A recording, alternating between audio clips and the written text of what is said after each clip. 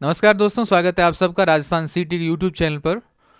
अभी चलने वाली अपनी क्लास टेक्नोलॉजी की सेकंड पार्ट सूचना प्रौद्योगिकी।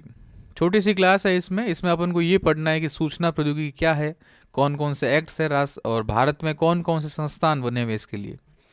तो छोटी सी क्लास है, लगभग आधे घंटे के आसपास की, तो ढंग से देखिएगा आप इसको। सबसे पहले सूचना क्या होता है, फिर प्रौद्योगिकी क्या चीज़ होती है। तो देखिए, पहली चीज़ है सूचना। सूचना क्या चीज है, इंफॉर्मेशन क्या चीज है। सूचना का मतलब ये होता है कि किसी के माध्यम से आपके ज्ञान में वृद्धि होती हो, किसी चीज को देखकर आप में कुछ परिवर्तन आता हो, कोई डाटा हो, तो इस प्रकार की चीज है वो सूचना है। तो सूचना का मतलब क्या होता है, ऐसा ज्ञान या तथ्य जो मानव कार्य में मदद करता हो, वो सूचना है। दूसरा है प्रौद्योगिकी। दूसरा है प्रौद्योगिकी। और प्रौद्योगिकी तो मैंने आपको पिछली क्लास में बताया था कि जो मानव के लिए उपयोगी संसाधनों का निर्माण करे या मानव के लिए कुछ उपयोगी सिद्ध हो, वो प्रौद्योगिकी। और तीसरा एक चीज कहते हैं संचार, कम्युनिकेशन। संचार का मतलब ये होता है कि सूचनाओं का आदान प्रदान। सूचना जो ज्ञान में वृद्धि करे। दूसरा संचार यानी आदान प्रदान होना सूचनाओं का। और प्रौद्योगिकी का मतलब होता है टेक्नोलॉजी, जिसका अर्थ होता है कि मानव के लिए उपयोगी सिद्ध होना, लाभकारी कोई कार्य करना। तो ये हो गई सूचना प्रौद्योगिकी। फिर अपन बात करते हैं, सूचना का मतलब ज्ञान में वृद्धि करे या ऐसा कुछ ज्ञान जो कार्य करने में सहायक हो, मानव के लिए कार्य करने में क्या हो, सहायक हो। संचार, संचार का मतलब ये हुआ कि सूचनाओं का आदान प्रदान। और प्रौद्योगिकी का मतलब होता है मानव के लिए कुछ लाभदायक चीजें करना। और ये सारी की सारी आईसीटी उपकरणों से होता है। ICT tools. आईसीटी टूल्स का मतलब होता है कि सूचना प्रौद्योगिकी के लिए कुछ उपकरण भी तो होने चाहिए। तो उपकरण कौन कौन से, जैसे अपन देखते हैं टीवी, रेडियो, टीवी हो गया, रेडियो हो गया, अपन कह सकते हैं वॉकी टॉकी हो गया। मतलब अपनी सूचना किसी और माध्यम में कैसे पहुंचाएं, तो उसके माध्यम के लिए कई उपकरण हैं। जैसे आपने देख सकते हैं टीवी हो गया, रेडियो हो गया, अपन कह सकते हैं जो फ्रीक्वेंसी मोड में एफएम चलता है वो हो गया। तो ये सारे के सारे अपनी सूचनाओं को एक स्थान से दूसरे स्थान पर ले जाने का कार्य करते हैं। ईमेल हो गया, इंटरनेट हो गया, ईमेल, इंटरनेट, अन्य कोई सोशल मीडिया हो गई, ये सारी की सारी सूचनाओं को एक जगह से दूसरे स्थान पर ले जाते हैं। फिर जो सूचना प्रौद्योगिकी है, इसका अनुप्रयोग कहाँ कहाँ होता है, शिक्षा के क्षेत्र में होता है। कोरोना काल आया, उसके बाद में शिक्षा के क्षेत्र में सूचना प्रौद्योगिकी बहुत अधिक कार्य करना शुरू कर दी। तो ये जो सूचना प्रौद्योगिकी है शिक्षा के क्षेत्र में काम आई कि नहीं आई। जैसे अपन देखते हैं शिक्षा वाणी, शिक्षा वाणी, अपन देखते हैं शिक्षा दर्शन। शिक्षा दर्शन का मतलब टीवी में जो प्रोग्राम चलते थे शिक्षा दर्शन, और शिक्षा वाणी का मतलब रेडियो में जो कार्यक्रम चलते थे वो होता शिक्षा वाणी।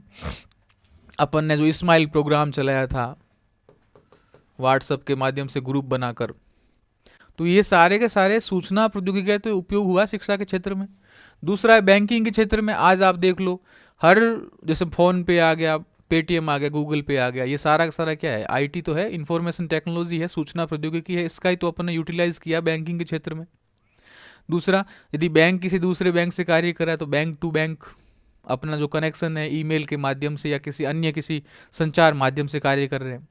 सरकार से कोई बात करनी हो तो गवर्नमेंट टू गवर्नमेंट, यानी एक सरकार दूसरे सरकार से यदि कोई बात कर रही हो तो सूचना प्रौद्योगिकी का उपयोग लेते हैं। आज यहाँ कोई भी अमेरिका का राष्ट्रपति यहाँ फोन करके कुछ भी कह सकता है, तो ये संचार का आदान प्रदान हो रहा है।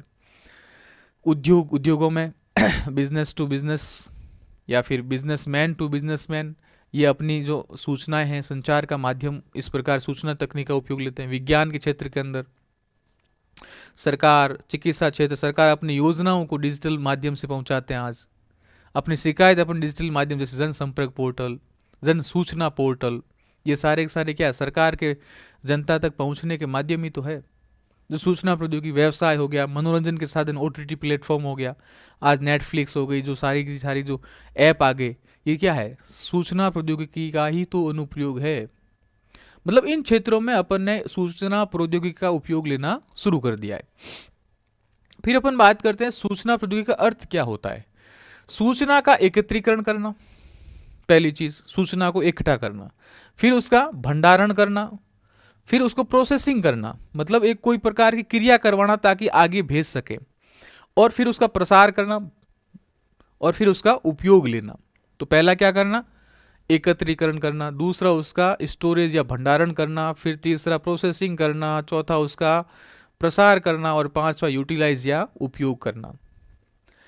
ये केवल हार्डवेयर अथवा सॉफ्टवेयर तक ही सीमित नहीं है। हार्डवेयर या फिर मतलब जैसे अपन कंप्यूटर में देखते हैं, जिसको छू सकते हैं वो हार्डवेयर, जिसको छू नहीं सकते वो सॉफ्टवेयर। तो हार्डवेयर सॉफ्टवेयर तक सीमित नहीं है। आज अपन इंटरनेट का माध्यम ले लेते हैं, कहीं और कुछ माध्यम ले लेते हैं, तो इन तक सीमित नहीं है, इनसे भी आगे बढ़ चुकी है इंटरनेट वगैरह, ये सारा सोशल मीडिया। इन प्रौद्योगिकी के लिए मनुष्य की महत्ता, इसके द्वारा निर्धारित लक्ष्य को प्राप्त करना, इन विकल्पों के निर्माण में निहित मूल्य या निर्णय लेने के लिए प्रयुक्त मानदंड है कि क्या मानव इस प्रौद्योगिकी को नियंत्रित कर रहा है या इससे उसका ज्ञान संवर्धन रहा है। मतलब सूचना प्रौद्योगिकी का मतलब यहां तक सीमित है। सूचना का एकत्रीकरण, भंडारण, प्रोसेसिंग, प्रसार और प्रयोग। इसके बाद में यह कहा है कि सूचना प्रौद्योगिकी कोई आज सीमित नहीं रही, बहुत व्यापक स्तर पर फैल चुकी है और मानव उसे नियंत्रित कर रहा है। फिर देखो, computer, radio, internet, email, mobile, TV, walkie talkie, इन सब के द्वारा उपयोग ले रहा है मानव सूचना प्रौद्योगिकी का। तो ये सारे टूल्स हो गए, उपकरण हो गए। अब इसका महत्व क्या है, तो वही शिक्षा के क्षेत्र में हो गया सब, वो सारा का सारा। जैसे सूचना प्रौद्योगिकी सेवा अर्थतंत्र यानी सर्विस इकोनॉमी का आधार है। आज अपन को जो भी सर्विस मिल रही है वो सब इस सूचना प्रौद्योगिकी से, मैं आप तक पहुंच रहा हूं, यूट्यूब के माध्यम से पहुंचूं, चाहे किसी ऐप के माध्यम से पहुंचूं, ये भी क्या है, सूचना प्रौद्योगिकी की महत्वता है। तो सेवा सर्विस इकोनॉमी है। पिछड़े देशों के सामाजिक और आर्थिक विकास के लिए सूचना प्रौद्योगिकी एक सम्यक तकनीकी है। गरीब जनता को सूचना संपन्न बनाकर ही निर्धनता का उन्मूलन किया जा सकता है। अब सरकारी कोई योजना है, आप तक पहुंचेगी कैसे, डिजिटल माध्यम से, टीवी के माध्यम से, या किसी अन्य संचार के माध्यम से आप तक पहुंचती है और आप सरकार का जो योजना है उसका उपयोग ले सकते हो। प्राचीन समय में ऐसा था नहीं, पुराने समय यही बात कर लेते हैं जब 1980 से पहले की, तो सूचना का माध्यम इतना नहीं था, व्यक्ति और व्यक्ति के मध्य सूचना का माध्यम था, अखबार थे। लेकिन जैसे डिजिटल माध्यम आए हैं तो आज सूचना, जैसे ही सरकार आज कोई योजना लॉन्च करती है आप तक तुरंत पहुंच जाती है। ये संचार माध्यम है। कितना व्यापक परिवर्तन हुआ होगा कि एक समय संचार का माध्यम व्यक्ति से व्यक्ति हुआ करता था, जिसके माध्यम से, भाषा के माध्यम से संचार हुआ करता था, और आज वर्तमान में देखिए किस तरह से अपनी सूचनाओं को एक स्थान से दूसरे स्थान पर भेजा जा सकता है। ये क्या है, आईटी, इंफॉर्मेशन टेक्नोलॉजी है। फिर सूचना संपन्नता, आज हर व्यक्ति यदि सूचना से संपन्न है तो यही सशक्तिकरण है, एम्पावरमेंट है। सूचना तकनीकी प्रशासन के लिए महत्वपूर्ण है, सरकार के लिए महत्वपूर्ण, और यही पारदर्शिता लाती है। अब आप एक चीज सोचिए, ऑनलाइन काम होने से क्या हुआ, पारदर्शिता हुई। आज नरेगा में कुछ मजदूर काम करता है, उसका आज अकाउंट में सीधा और सीधा फंड ट्रांसफर होता है, उसकी सैलरी अकाउंट्स में आती है। अब जो बिचौलिए लोग थे उनकी क्या होगी, समाप्ति हो गई।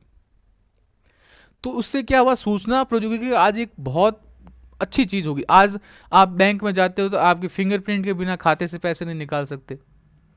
अब जिस व्यक्ति का खाता होगा वही पैसे निकाल सकता है। लेकिन फ्रॉडिंग भी बढ़ी है, साइबर क्राइम बढ़ा है, तो इसका जो नकारात्मक प्रभाव भी पड़ा है। फिर ये जो सूचना प्रौद्योगिकी होती है, इसका क्षेत्र कोई सीमित नहीं होता, बहुत व्यापक क्षेत्र होता है, बहुत तेज होता है। सूचना प्रौद्योगिकी वर्तमान बहुत तेज स्पीड से चल रही है, और असीमित सूचनाएं आज पहले अपने पास सूचनाएं फिक्स थी। आप सोचिए, जब कीपैड का मोबाइल हुआ करता था तो अपने पास सूचनाएं फिक्स थी कि साहब ये मैसेज भेजना है, ये कॉल करना है। आज अपने पास मल्टीमीडिया फोन्स आ गए तो अपने पास सूचनाओं का व्यापक स्तर हो गया। अपन को हर चीज़ की जानकारी, यहाँ से ये होता है, यहाँ से ये होता है, इस प्रकार से यूट्यूब से कोई वीडियो देख सकते हो। आज कोई व्यक्ति किसी भी स्थान पर है तो किसी भी स्थान तक पहुँच सकता है। यानी सूचनाओं का अब असीमित दायरा हो गया। पहले व्यक्ति के पास फिक्स सूचनाएं हुआ करती थी, अब सूचनाएं बहुत अधिक व्यापक हो चुकी है। सूचना तकनीकी का प्रयोग योजना बनाने में किया जाता है। आजकल कोई भी योजना बनानी हो, नीति निर्धारण में किया जाता है, निर्णय लेने में किया जाता है। नए प्रकार के रोजगारों का सर्जन करती है। आईटी डिपार्टमेंट में आज कोई कंप्यूटर साइंस में आप कोई बीटेक करते हो तो उनको रोजगार मिल गया, कोई आईटीआई करता है, कोई कुछ करता है, तो इन सबको रोजगार भी तो प्रदान हुआ है। सूचना प्रौद्योगिकी की सहायता से सरकारी नीतियों को असरदार बनाया जा सकता है। सरकार अपनी बात को आम जनता तक पहुंचा सकती है बहुत ही अच्छे माध्यम से, सूचना प्रौद्योगिकी के माध्यम से। आज आपके पास अखबार पहुंचता है, आज आपके पास यूट्यूब पर कोई सरकार कोई भाषण देती है तो आपके पास पहुंचती है। मोदी ने कहा कि साहब 8 बजे बाद ये नोट बंद हो जाएंगे, आप तक सूचना पहुंच गई, आप तुरंत दूसरे दिन बैंक भागे।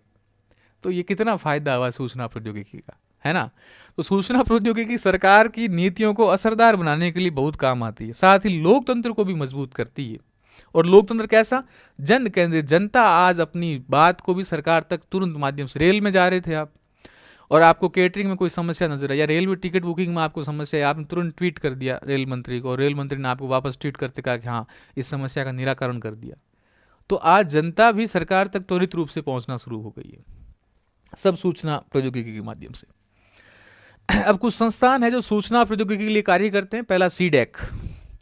सीडेक का मतलब centre for development of advanced computing, computing नहीं, एडवांस कंप्यूटिंग, या प्रगत संगणन विकास केंद्र, हिंदी में बोलते हैं प्रगत संगणन विकास केंद्र। स्थापना हुई 1988 में, कहाँ हुई, पुणे में।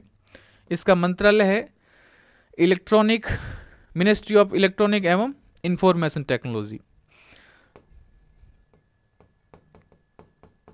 MEIT। फिर बात आती है इसका उद्देश्य उच्च निष्पादित कंप्यूटिंग हेतु, इसका कार्य क्या है, उच्च निष्पादित कंप्यूटिंग के लिए। तो सीडेक पहली संस्था, ध्यान रखना, centre for development of advance computing. दूसरी संस्था है try, telecom regulatory authority of India. Try very very important, exam में आने के चांसेस है। Try, telecom regulatory authority of India या ट्राई, इसकी स्थापना हुई थी ट्राई एक्ट 1997 के तहत। एक एक्ट लाए थे भारत सरकार ने, ताकि दूरसंचार की जो भी कंपनियां जैसे एयरटेल हुई, वोडाफोन हुई, ये सारी की सारी कंपनियों को नियंत्रण करने के लिए एक नियामक बोर्ड का गठन किया गया, जिसका नाम रखा try, telecom regulatory authority of India. कब स्थापित हुई, इसका अधिनियम आया था 97 में, और 97 में इसकी स्थापना हो गई 20 फरवरी 1997 को। हिंदी में बोलते हैं भारतीय दूरसंचार विनियामक प्राधिकरण। इसका मुख्यालय कहाँ है, दिल्ली में। कौन से मिनिस्ट्री में, संचार मंत्रालय का दिन कार्य करती है। इसका उद्देश्य क्या है, दूर संचार नियामक, टेलीकॉम रेगुलेटरी। फिर अगली संस्था है बीएसएनएल, विदेश संचार निगम लिमिटेड। अपन बीएसएनएल सुनते हैं, एमटीएनएल सुनते हैं, उसी प्रकार से पहला प्रयास हुआ था वीएसएनएल, विदेश संचार निगम लिमिटेड। इसकी स्थापना हुई थी 1986 में। इसका मुख्यालय था पुणे, महाराष्ट्र में। और 2008 के बाद टाटा जो टेलीकॉम है, इसने इसको एडॉप्ट कर लिया। तो वर्तमान में अपन टाटा कम्युनिकेशन सुनते हैं, वो सब की सब पहली क्या थी, बीएसएनएल थी। फिर बना एमटीएनएल, महानगर टेलीफोन निगम लिमिटेड। ये क्या था, महानगर के क्षेत्र में टेलीकॉम सुविधा प्रदान करता था। 1986 में शुरू हुआ, इसका मुख्यालय दिल्ली में, और वर्तमान में बीएसएनएल के तहत ये कार्य करता है एमटीएनएल। आ जाओ बीएसएनएल, पहले आईटीएनएल देख लेते हैं, फिर बीएसएनएल देखेंगे। पहले बीएसएनएल देख लेते हैं। भारत संचार निगम लिमिटेड, स्थापना 1 अक्टूबर 2000 को हुई, मुख्यालय नई दिल्ली में, संचार मंत्रालय का अधीन कार्य करता है। और ये क्या करता है, इसका ब्रॉडबैंड का नाम है डाटा वन, वर्तमान में वापस ब्रॉडबैंड कर दिया इसको, पहले था डाटा वन। और जो मोबाइल आता था बीएसएनएल का, उसको बोलते सेल ऑन या सेल वन, सेल ऑन या सेल वन। वापस देखो, ये ITIL, Indian telecom industrial limited, जो टेलीकॉम के जो उपकरण बनते हैं वो इससे बनते हैं। 1948 में इसकी स्थापना हुई थी, बेंगलुरु में हुई थी। टेलीफोन के उपकरण का निर्माण करना, भारत सरकार के अधीन कार्य करती है। फिर आगे देखिए, प्रसार भारती। आज अपन जो DD news, Doordarshan, all India radio, ये तीनों सुनते हैं, तो ये प्रसार भारती के अंदर कार्य करते हैं। ब्रॉडकास्टिंग कॉरपोरेशन ऑफ इंडिया या प्रसार भारती 23 नवंबर 1997 को स्थापना हुई, दिल्ली में हुई। और ऑल इंडिया रेडियो 1957 में स्थापना, हाँ ये ध्यान रखना, रेडियो की जो ऑल इंडिया रेडियो की स्थापना हुई थी 1957 में, और दूरदर्शन की 1959 में। इसके तहत ही संचालित होती प्रसार भारती। तो प्रसार भारती के 2 अंग, रेडियो और Doordarshan. DTH, direct to home, छतरी लगती घरों के ऊपर, डीटीएच के तहत लगती है। उपग्रहों से प्रसारित टेलीविजन, अब उपग्रह से सैटेलाइट से पहले क्या होता है, जो कंपनी होती है जो सोनी है, अपना क्या करेगी, जो कार्यक्रम जो होगा उसको भेजेगी उपग्रह के पास, उपग्रह से फिर वापस अपने पास डीटीएच के माध्यम से पहुंचेगा, direct to home television. Dish TV द्वारा पहली सेवा 2003 में प्रदान की गई। फिर है TDSAT, telecom dispute settlement and appellate tribunal. अब टेलीकॉम से समझ, जैसे कोई कार्यक्रम आ रहा है और आपने वहाँ पैसे भर दिए, आप फिर आपके वो टेलीविज़न का जो चैनल है वो आपको दिखाई नहीं रहा है, तो आप उसकी शिकायत यहाँ करते हो टीडी सेट में। तो telecom dispute settlement and appellate tribunal. दूरसंचार विवाद निपटान अपीली न्यायाधिकरण, स्थापना 2000 में, मुख्यालय हुई नई दिल्ली में। फिर BECC का मतलब है ब्रॉडकास्टिंग कंटेंट कंप्लेंट काउंसलिंग। आप टीवी में देखते ही हो डेली कि यहाँ यदि आपको इस कंटेंट में कोई दिक्कत आ रही है तो आप यहाँ शिकायत कर सकते हैं। तो ये BECC broadcasting content complaint counselling, मुख्यालय मुंबई में। अब दो प्रकार की संचार नीति आई है, दूर संचार नीति। पहली आई थी राष्ट्रीय टेलीकॉम नीति 2012 में, और दूसरी आई थी 18 के अंदर, राष्ट्रीय डिजिटल संचार नीति 2018। अब देखो, राष्ट्रीय डिजिटल संचार नीति 2018 के मुख्य बिंदु एग्जाम में आ सकते हैं। तो देखो, पहली, यह 2012 की दूरसंचार नीति की जगह लेगी। पहले 2012 वाली चलती थी, फिर ये आ गई, पर ये डिजिटल संचार नीति, जबकि वो केवल संचार नीति थी। अब इसमें क्या कहा, प्रत्येक नागरिक को अब 50 MB पर सेकेंड की स्पीड से इंटरनेट मुहैया कराया जाएगा। किस मिशन के तहत? राष्ट्रीय ब्रॉडबैंड मिशन के तहत। इसके तहत एक योजना लाई भारत नेट। इस भारत नेट का मतलब क्या है? 1 GB पर सेकेंड प्रत्येक ग्राम पंचायत 2020 तक इंटरनेट देंगे, और 2022 तक 10 Gbps की स्पीड से अपन इंटरनेट देंगे ग्राम पंचायत पर। 2020 तक तो कैसे देंगे? 1 Gbps, और 2022 तक देंगे 10 Gbps। क्या धरातल पर ये सही बात है? नहीं है, अभी तक इसको इम्प्लांटेशन ढंग से हुआ ही नहीं है। ग्राम नेट, ग्राम पंचायत संस्थानों को जो ऑप्टिकल फाइबर होते हैं उसकी तहत जोड़ा जाएगा, और 10 Mbps से 100 Mbps तक का इंटरनेट मुहैया करवाया जाएगा। फिर जन वाईफाई, शहरी क्षेत्रों में हॉटस्पॉट लगाएंगे साहब, फ्री वाईफाई का एंजॉय लो, तो जन वाईफाई। फिर 4 मिलियन तक अतिरिक्त रोजगार दिया जाएगा, मतलब 40 लाख रोजगार का सर्जन करेंगे अपन दूर संचार के अंदर। तो ये नीति कौन सी थी? 2018 की। फिर देखो, सूचना तकनीकी अधिनियम 2000, IT एक्ट 2000। आप देखते हो, आप फेसबुक में कोई गलत सलत कमेंट डाल देते हो और आपके ऊपर एक एक्ट के तहत केस लगता है, IT एक्ट 2000। धारा 66A, धारा 66B, कोई कंप्यूटर चोरी होता है तो इसी के तहत एक्ट, कानून के तहत केस दर्ज होता है। तो ये IT एक्ट आया कब? एग्जाम में सीधा आएगा, सूचना तकनीकी अधिनियम कब आया? 2000 में आया। इसको संशोधन कब किया? 2008 में किया। आया कब? 2000। इसको संशोधन कब किया? 2008 में। तो ये मुख्यतः सूचना प्रौद्योगिकी संबंधित जानकारियां थी।